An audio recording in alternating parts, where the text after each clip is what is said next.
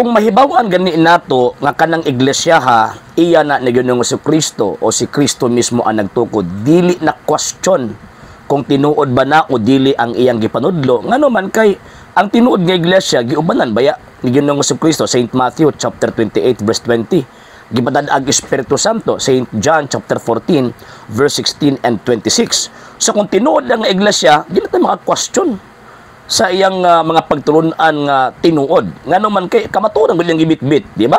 1 Timothy chapter 3 verse 15, ang simbahan kun iglesia mao ang haligi og patukuranan sa tanang kamatuoran.